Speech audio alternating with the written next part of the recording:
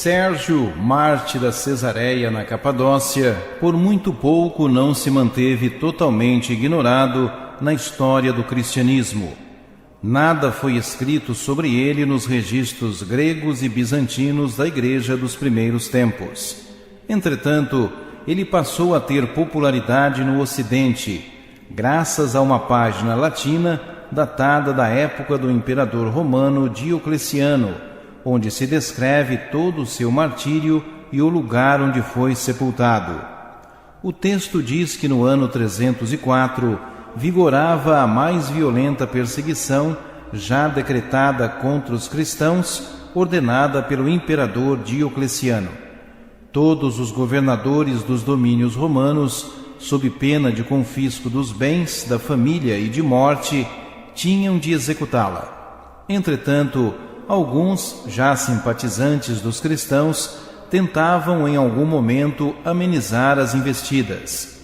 Não era assim que agia Saprício, um homem bajulador, oportunista e cruel, que administrava a Armênia e a Capadócia, atual Turquia. A narrativa seguiu dizendo que durante as celebrações anuais, em honra do deus Júpiter, Saprício estava na cidade de Cesareia da Capadócia, junto com um importante senador romano. Num gesto de extrema lealdade, ordenou que todos os cristãos da cidade fossem levados para diante do templo pagão, onde seriam prestadas as homenagens àquele deus, considerado o mais poderoso de todos pelos pagãos. Caso não comparecessem e fossem denunciados, seriam presos e condenados à morte. Poucos conseguiram fugir. A maioria foi ao local indicado, que ficou tomado pela multidão de cristãos, ao qual se juntou Sérgio.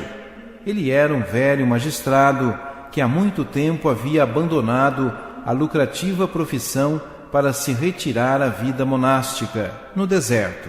Foi para Cesareia seguindo um forte impulso interior, pois ninguém o havia denunciado.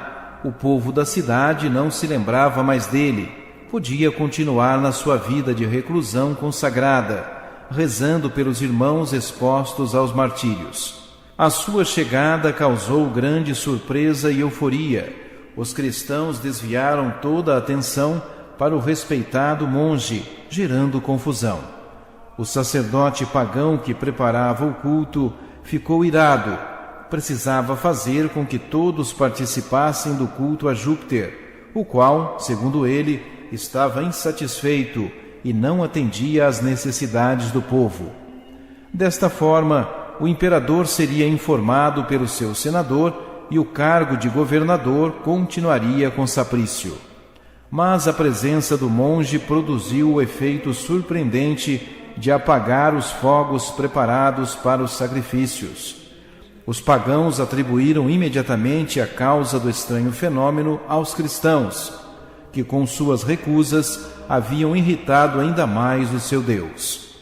Sérgio então se colocou à frente e explicou que a razão da impotência dos deuses pagãos era que estavam ocupando um lugar indevido e que só existia um único e verdadeiro Deus onipotente, o venerado pelos cristãos.